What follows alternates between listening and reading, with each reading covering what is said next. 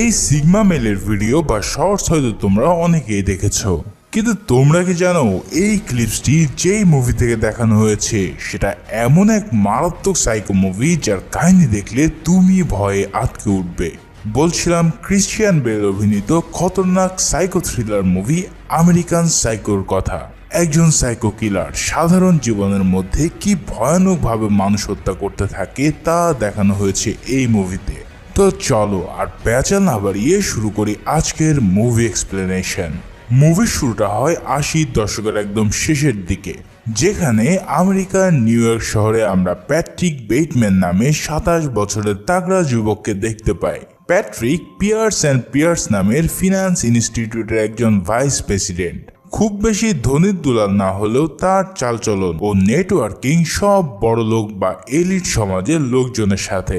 দামি কাপড় পরা, দামি হোটেলে খাবার খাওয়া বা অন্যান্য সকল ধরনের শো অফ করা তার এক প্রকার নেশা। বিশেষ করে তার কিছু কাছের মানুষের সাথে এই শো অফ করতে তার বড্ড ভালো লাগে।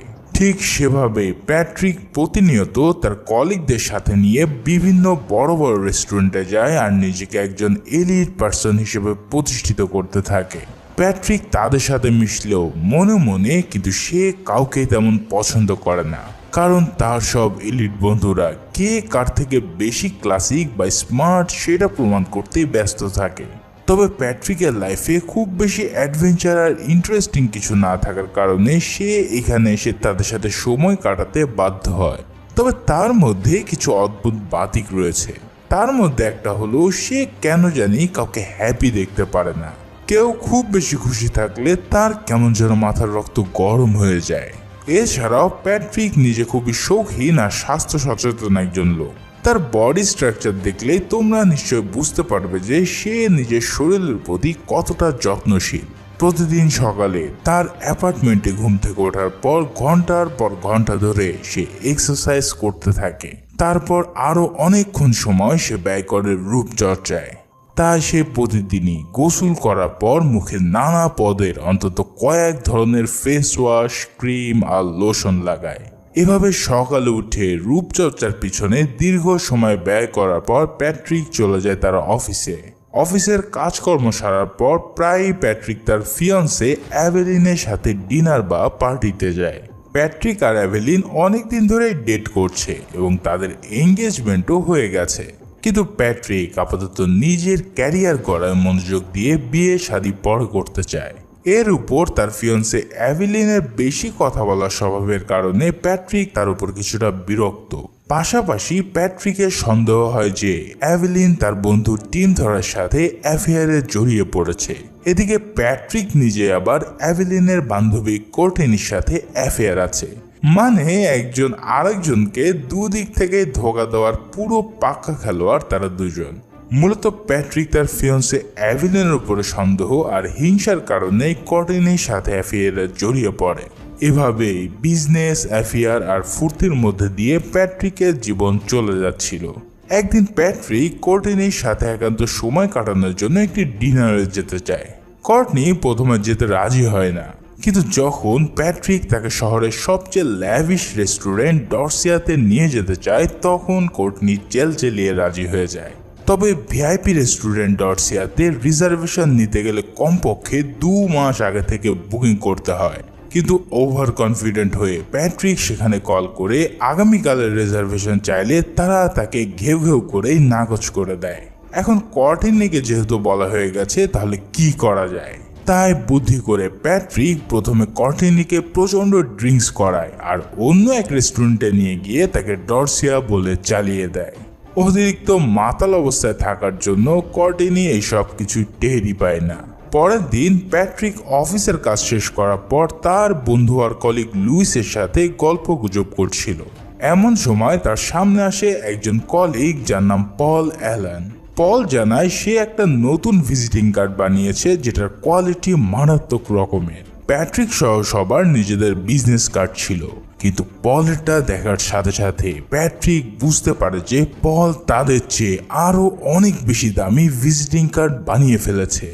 এটা দেখার পর প্যাট্রিকের মনে হিংসার তাড়নায় উথাল পাতাল হওয়া শুরু করে দেয়। সে কোনোভাবে মেনে নিতে পারে না যে তার চেয়েও ভালো কোনো বিজনেস কার্ড অন্য কারো কাছে থাকতে পারে। তাই সে প্রচণ্ড রেগে গিয়ে নিজের বাড়ির দিকে রওনা দেয়। পথে যাওয়ার সময় এক হোমলেস মানুষকে দেখে প্রথমে সে তাকে সাহায্য করে, কিন্তু হুট করে তার পলের বিজনেস কার্ডের কথা মনে পড়ে গেলে সে ওই রাগ ঝাড়া শুরু করে লোকটির উপর। আর রাগ ঝাড়তে ঝাড়তে সে লোকটাকে নিজের কাছে থাকা ছুরি দিয়ে কেটে কুচু কুচু করে দেয়। সেই সাথে সাথে লোকটার পাশে একটি ছোট্ট কুকুরও ছিল, আর সেটাকেও প্যাট্রিক নির্দয়ভাবে লাথি মেরে পিষে ফেলে। এই কাণ্ড ঘটার পর প্যাট্রিক তার ঘরে ফিরে যায় এবং পরের দিন নিউ ইয়র্কের একটি স্পাতে মাসাজ নিতে যায়। এত বড় এক কাণ্ড ঘটানোর পর তার মধ্যে বিন্দুমাত্র কোনো টেনশন বা অপরাধবোধ দেখা যায় না। আসলে এর মানেটা খুবই ক্লিয়ার, প্যাট্রিক আসলে একজন ভয়ানক সাইকোপ্যাথ। সেই কাণ্ডের কিছুদিন পর প্যাট্রিক তার বন্ধু বান্ধবী সহ একটি ক্রিসমাস পার্টিতে যায়। সেখানে এক পর্যায়ে পল অ্যালানের সাথে প্যাট্রিকের আবারও দেখা হয়। সেদিনে সেই পুরানো রাগ আবারও প্যাট্রিককে তাড়া করা শুরু করলে প্যাট্রিক তাকে সাহায্য করার জন্য এক ফোন দিয়ে এঁটে ফেলে। সে অ্যালানকে ড্রিঙ্কস করার জন্য আমন্ত্রণ জানায়। এখন তার আমন্ত্রণ রক্ষার জন্য পল চলে যায় পাশের এক রেস্টুরেন্টে, আর সেখানে বসে পল ও প্যাট্রিক নানা বিষয় নিয়ে নিজেদের মধ্যে আলোচনা করতে থাকে আর প্রচুর ড্রিঙ্কস করে বসে। এবার প্যাট্রিক পলকে অফার করে তার বাড়িতে যাওয়ার জন্য। প্রচণ্ড মাতাল অবস্থায় পল সেটাকে ইগনোর না করতে পারলে তারা দুজনে চলে যায় প্যাট্রিকের ল্যাভিশ অ্যাপার্টমেন্টে। এখানে দেখা যায় প্যাট্রিক তার সকল ফার্নিচারগুলো কাগজ দিয়ে ঢেকে রেখেছে, ঠিক যেমন বাড়িতে রং করার সময় সবাই দিয়ে থাকে। কিন্তু এটা প্যাট্রিক কেন করেছে তা একটু পরেই জানতে পারবে। যাই হোক, তারপর সে পলকে সোফায় বসিয়ে মিউজিক ছাড়ে আর নিজে একটি প্লাস্টিকের রেনকোট পরে নেয়। এরপর মাতাল পলের সামনে গানের তালে তালে সে নাচা শুরু করে দেয়।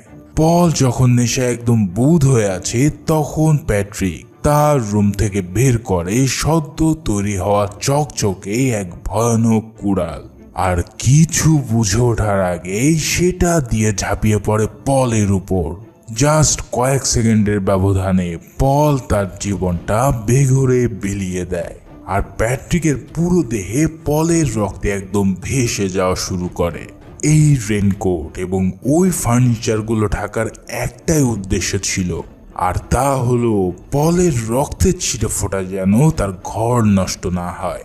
ভাই রে ভাই, জাস্ট চিন্তা করো প্যাট্রিক বেটম্যান কি লেভেলের একজন সাইকো কিলার।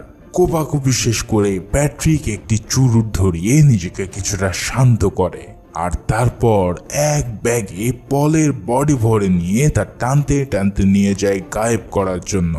লাশ টেনে নিয়ে গিয়ে গাড়িতে তোলার সময় হঠাৎ লুইসের সাথে প্যাট্রিকের দেখা হয়ে যায়। এতে করে প্যাট্রিক কিছুটা ভড়কে গেলেও ঠিকই তা সামলে নেয় এবং গাড়ি চালিয়ে নিয়ে চলে যায় পলের লাশকে গুম করার জন্য। পলের ডেড বডি ফেলে আসার পর প্যাট্রিক সোজা চলে যায় পলের অ্যাপার্টমেন্টে। উদ্দেশ্য হলো পল ইমার্জেন্সি কাজে লন্ডনে গেছে, তার একটি নাটক সাজাতে হবে। পলকে মারার পর প্যাট্রিক তার পকেট থেকে চাবি চুরি করে নিয়েছিল, আর সেই চাবি দিয়ে দরজা খোলার পর প্যাট্রিক ভিতরে ঢোকে। তারপর একটি সুটকেস নিয়ে তার ভিতরে কিছু জামা কাপড় আর পাসপোর্ট ভরে নেয়। এরপর সে পলের টেলিফোনের আনসারিং মেশিনে পলের গলা নকল করে একটা ভয়েস নোট দেয়। সেখানে পলের গার্লফ্রেন্ড মেরিডিথ পাওয়েলের উদ্দেশ্যে পল সেজে সে বলে, আমি লন্ডনে যাচ্ছি আর ফিরে এসে তোমাকে ফোন করব। এভাবেই পলের মৃত্যুটাকে লুকানোর পর প্যাট্রিক একদম শান্ত হয়ে যায় আর নিজের অফিসে আবারও কাজ করা শুরু করে।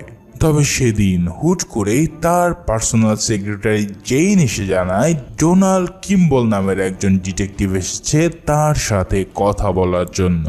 ডিটেকটিভের নাম শুনে পল বেশ ঘাবড়ে যায় আর জেইনকে বলে লোকটাকে যেন সে বলে দেয় সে লাঞ্চে আছে। কিন্তু জেইন বলে এখন বাজে মাত্র 10:30 আর কিম্বল জানে আপনি আপনার চেম্বারেই আছেন। এই কথা শোনার পর আর কোনো উপায় না দেখে প্যাট্রিক লোকটাকে ভিতরে পাঠাতে বলে। ডিটেকটিভ কিম্বেল ভিতরে আসার সময় প্যাট্রিক তার ফোনে এমনভাবে কথা বলতে থাকে যে সে যেন খুবই বিজি। কিম্বেলের সাথে পরিচিত হওয়ার পর প্যাট্রিক তাকে বারবার কিছু না কিছু খাবার জন্য অফার করতে থাকে, কিন্তু কিম্বেল কোনো কিছু না খেয়ে আসল কথাই তার সামনে খুলে বলে। সে জানায় পল অ্যালেনের গার্লফ্রেন্ড তাকে হায়ার করেছে পলের মিসিং এর ব্যাপারে, কারণ তার সন্দেহ হলো পল লন্ডনে যায়নি। কিম্বেল এর জন্য প্যাট্রিকের অফিসে খোঁজ নিতে এসেছে। সে প্যাট্রিককে তার বয়স, কোন স্কুল থেকে পড়েছে, কতদিন ধরে পলকে চেনে ইত্যাদি জিজ্ঞেস করে। প্যাট্রিক তখন বলতে থাকে, আমার জানা মতে পল একজন নেশাগ্রস্ত লোক ছিল, আর সে যেখানে সেখানে সময় কাটাতো। হয়তো তেমনই কোনো এক জায়গায় গিয়ে সে অ্যাক্সিডেন্ট করে বসছে। কিম্বেল তখন জানায় পলের অ্যাপার্টমেন্ট থেকে সে এমন কোনো আলামত খুঁজে পায়নি। তারপর প্যাট্রিক হঠাৎ কিম্বেলকে বলে তার এখন একটা জরুরি কাজ আছে আর সে তাকে আর সময় দিতে পারবে না। এই কথা শুনে কিম্বেলও তাকে যেতে দেয় আর বলে কোনো ধরনের কোনো ইনফরমেশন পাইলে তার সাথে শেয়ার করতে। এদিকে যেহেতু ডিটেকটিভ তার পিছু নেওয়া শুরু করেছে, তাই প্যাট্রিকের মন আবারও অশান্ত হওয়া শুরু করে। তাই সে তার অশান্ত মনকে শান্ত করার জন্য রাতে বাড়ি ফেরার পথে রাস্তা থেকে এক রাতের পরীকে উঠিয়ে নেয়। এরপর গাড়িতে বসে সে আরও একটা প্রস্টিটিউটকে কল দিয়ে তার ফ্ল্যাটে আসতে বলে। দুজনেই তার বাড়িতে উপস্থিত হলে সে নিজেকে পল অ্যালেন নামে পরিচয় দেয়। প্যাট্রিক তাদের সাথে সব ক্লাসিক কথাবার্তা আর টপ লেভেলের মিউজিক নিয়ে প্রশ্ন করতে থাকে, কিন্তু পথে থাকা এই রাতের পরীদের কাছে পলের এমন গুরুগাম্ভীর্য কথা সব মাথার উপর দিয়ে যায়। তো যার জন্য প্যাট্রিক তাদেরকে ডেকে এনেছিল, এবার সে তার সেই কাজ সম্পূর্ণ করে। প্রথম দিকে প্যাট্রিক মানুষের মতো আচরণ করলেও একটা সময় সে পশু হয়ে যায় আর ধারালো সব জিনিসপত্র দিয়ে তাদেরকে মারাত্মক জখম করার মাধ্যমে নিজে লালসা মেটাতে থাকে। মেয়েগুলো যখন বাসা থেকে বের হয়ে যাচ্ছিল তখন দেখা যায় তাদের গায়ে অসংখ্য কাটার চিহ্ন। মানে বুঝতেই পারছো প্যাট্রিক কখন যে মানুষ থেকে পশুতে কনভার্ট হয়ে যায় তা হয়তো সে নিজেও জানে না। এর পরের দিন কোনো এক রেস্টুরেন্টে প্যাট্রিক আবারও তার বন্ধুদের সাথে আড্ডা দিতে যায়। এই আড্ডার মাঝে তার বন্ধু লুইস এসে সবাইকে নিজের নতুন বিজনেস কার্ড দেখায়। সেই কার্ডটা হাতে নিয়েই যেই না প্যাট্রিক বুঝতে পারে যে এই বেটা লুইস তার চেয়েও ভালো কার্ড বানিয়েছে, তখন আবারও তার মাথার রক্ত ফুটতে শুরু করে। তাই সে সিদ্ধান্ত নেয় পলের মতো এটাকেও সে পৃথিবী থেকে উড়িয়ে দেবে। তাই সে তৎক্ষণাৎই রেস্টুরেন্টের ওয়াশরুমে চলে যায়, যেখানে লুইস প্রকৃতির ডাকে সাড়া দিতে আগে গিয়েছিল। প্যাট্রিক নিজের হাতে গ্লাভস লাগিয়ে পিছন থেকে লুইসের গলা টিপে তাকে শেষ করতে চায়, কিন্তু এবার লুইস তাকে দেখে ফেলে আর সবাইকে অবাক করে দিয়ে সে প্যাট্রিকের হাতে চুমু খায়। এই দৃশ্য দেখে প্যাট্রিক তো পুরোই বোকাছেনে বলে যায় আর ভাবতে থাকে মানে কি এসবের। পরে লুইসের কাছ থেকে সে জানতে পারে যে আসলে লুইস একজন শরীফ থেকে শরীফ হওয়া পাবলিক, যে কিনা অনেক আগে থেকে প্যাট্রিককে মনে মনে পছন্দ করত। লুইস ভেবেছে যে প্যাট্রিক হয়তো তাকে করার জন্য এখানে এসেছে। এই সব কাহিনী দেখে তো প্যাট্রিকের মুখ থেকে যেন বমি আসতে থাকে আর সে দ্রুত সেখান থেকে পালিয়ে নিজের জীবন ও যৌবন রক্ষা করে। পরের দিন প্যাট্রিকের অফিসে তার সাথে আবারও দেখা করতে আসে ডিটেকটিভ কিম্বেল। এবার কিম্বেল তাকে জিজ্ঞেস করে পল অ্যালেনের মিসিং হওয়ার দিন সে কোথায় ছিল। প্যাট্রিক জবাব দেয় সে ভ্যারোনিকা নামের একটি মেয়ের সাথে ডেটিং এ ছিল। কিম্বেল জানায় তার কাছে থাকা ইনফরমেশনের সাথে প্যাট্রিকের কথা ঠিক একটা মিলছে না। এরপর কিম্বেল জিজ্ঞেস করে পলের সাথে প্যাট্রিকের সর্বশেষ কখন দেখা হয়েছিল।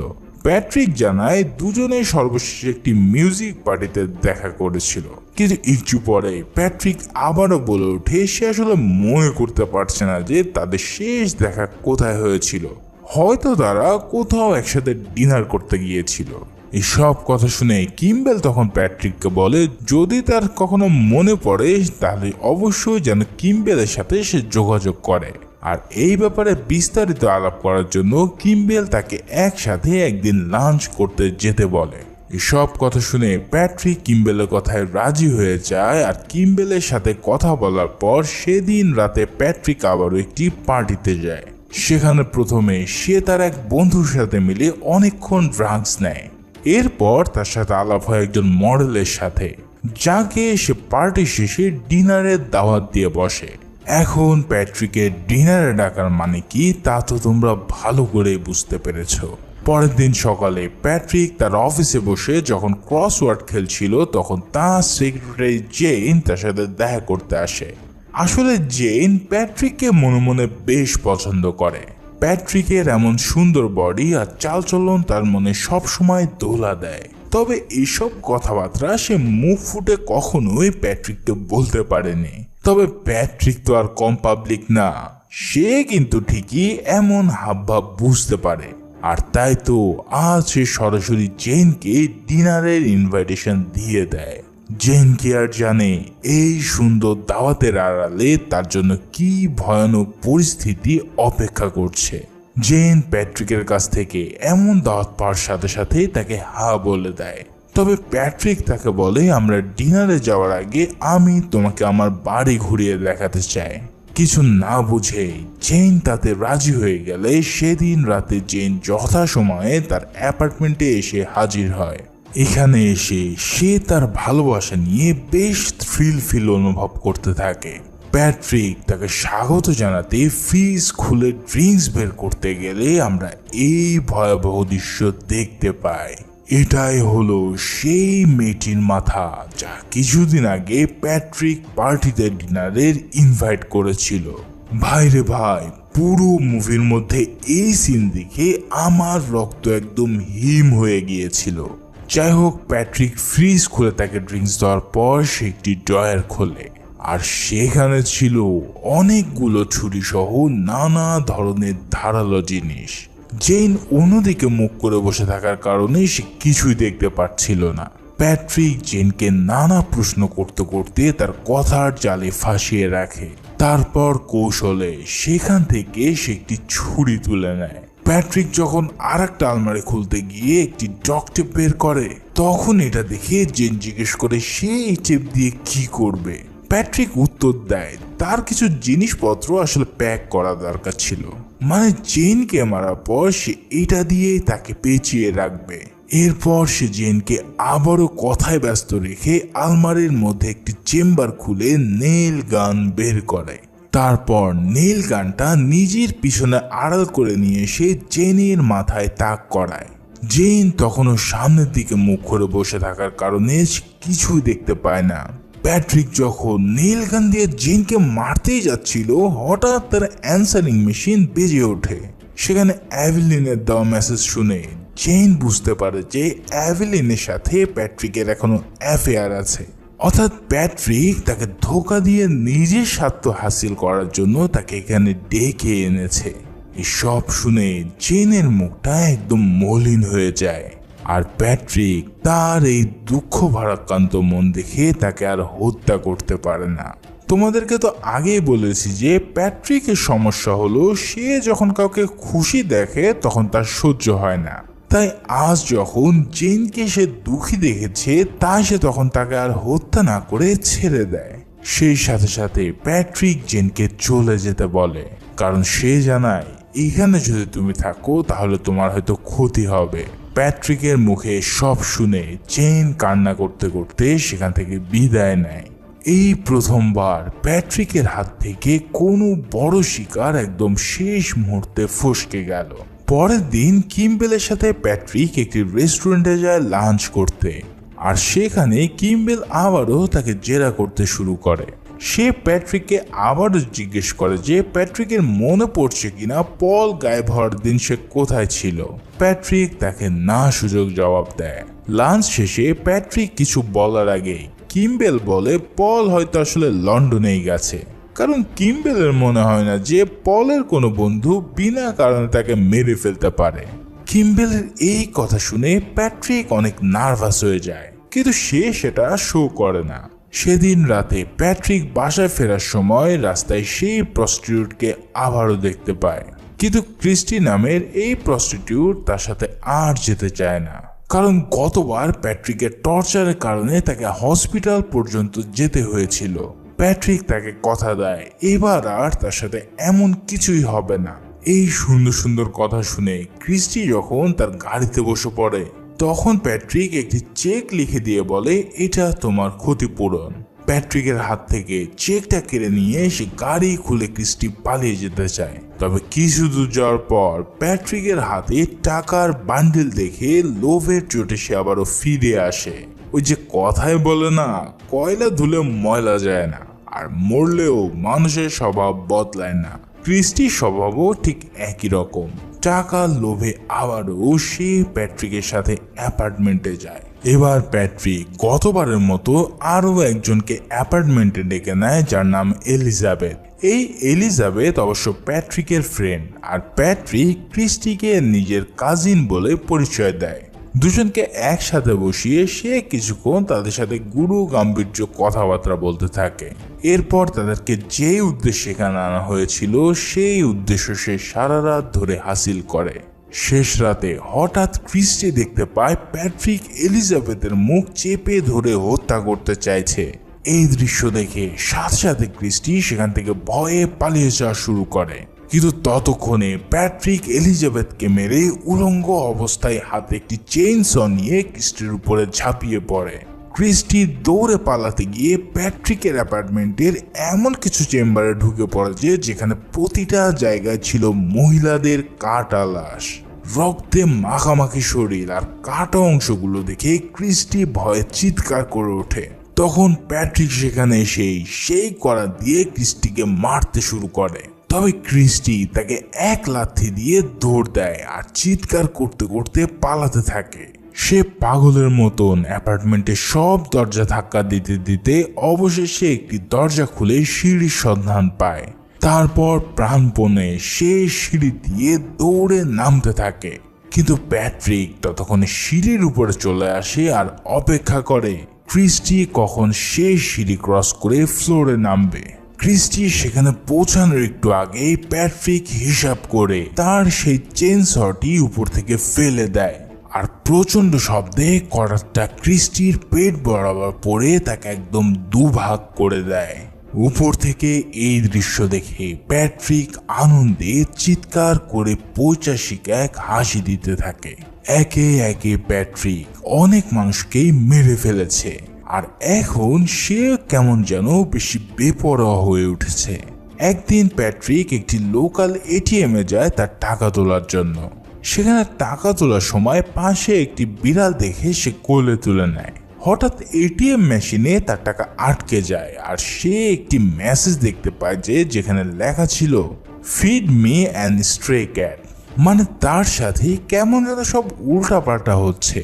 যাই হোক, প্যাট্রিক সেই বিড়ালটাকে মেরে ফেলার জন্য তার বন্দুক বের করতে থাকে, আর ঠিক তখনই একজন বৃদ্ধ মহিলা সেটা দেখতে পেয়ে চিৎকার করে ওঠে। এই কাণ্ড দেখে প্যাট্রিক কোনো কিছু না ভেবে তাকে গুলি করে হত্যা করে দেয়।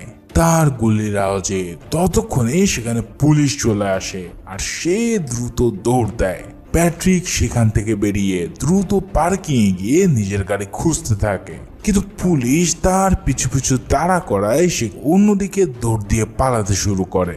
তবে সেদিক থেকেও পুলিশ গাড়ি নিয়ে এসে তাকে আটকে ফেলে। তারপর একজন পুলিশ অফিসার তাকে গাড়ি থেকে নেমে প্যাট্রিককে বন্দুক ফেলে দিতে বলে, কিন্তু প্যাট্রিক তার কথা না শুনে সেখানে তাদেরকে গুলি করে হত্যা করতে থাকে। একটি গুলি গিয়ে তাদের গাড়ির গ্যাস সিলিন্ডার বাস্ট করে এক বিশাল বিস্ফোরণের সৃষ্টি করে।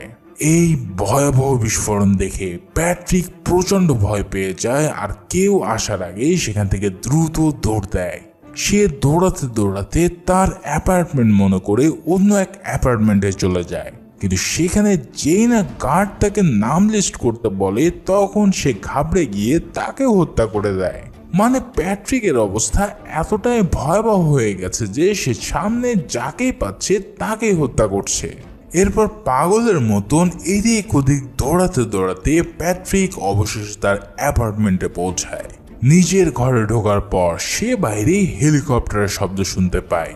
সে বুঝতে পারে নিচে সে যেসব কাণ্ড ঘটিয়ে এসেছে সেটা নিয়ে হয়তো ইতিমধ্যে হইচই পড়ে গেছে। তাই প্যাট্রিক টেলিফোন নিয়ে তার লয়ার হাওয়ার্ডের কাছে একটি ভয়েস নোট দেয়। সে প্রায় 20 থেকে 40 জন লোককে হত্যা করেছে। এছাড়াও সে কিভাবে তাদেরকে মেরেছে সেটাও বর্ণনা করে। সে এটাও জানায় যে সে কয়েকজন ভিকটিমের বডি পার্টও রান্না করে খেয়েছে।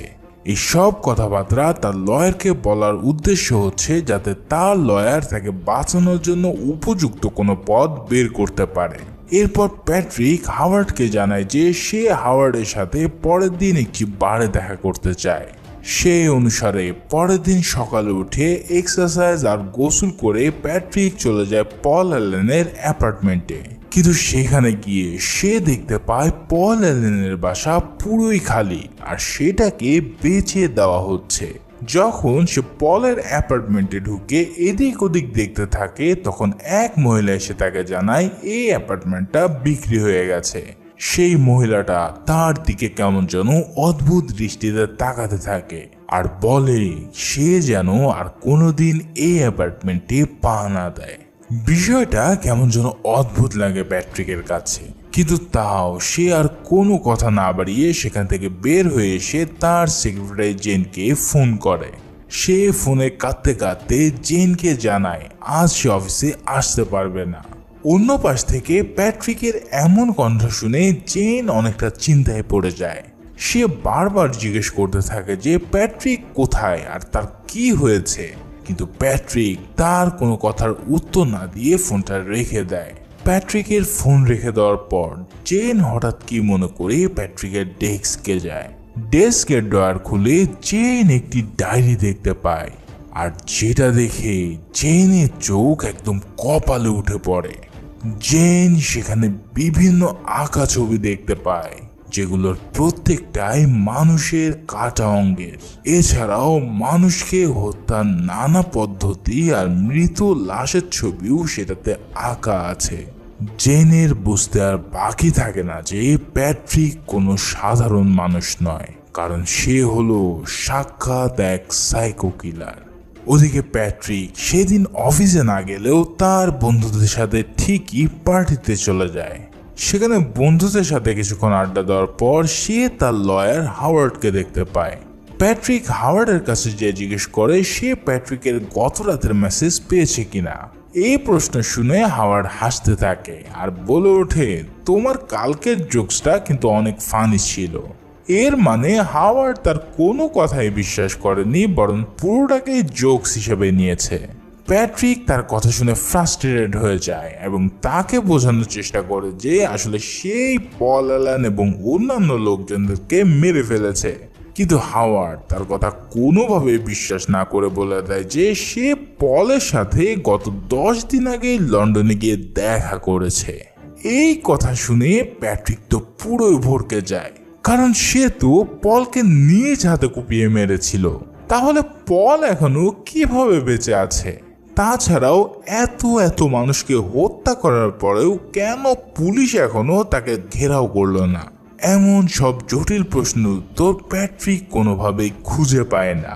কিন্তু প্যাট্রিক খুঁজে না পেলেও আমরা ঠিকই বুঝতে পারি যে আসলে এতদিন ধরে প্যাট্রিক বেটম্যান যাদেরকে হত্যা করেছিল আসলে সব কিছুই ছিল তার হ্যালোসিনেশন। অর্থাৎ প্যাট্রিক যাদেরকে একদম পছন্দ করতো না বা যাদেরকে হত্যা করতে চাইতো তাদেরকে প্যাট্রিক তার মনের অবচেতনে হত্যা করে নিজের ক্ষোভ মিটিয়েছে, যা পুরোটাই ছিল তার কল্পনা।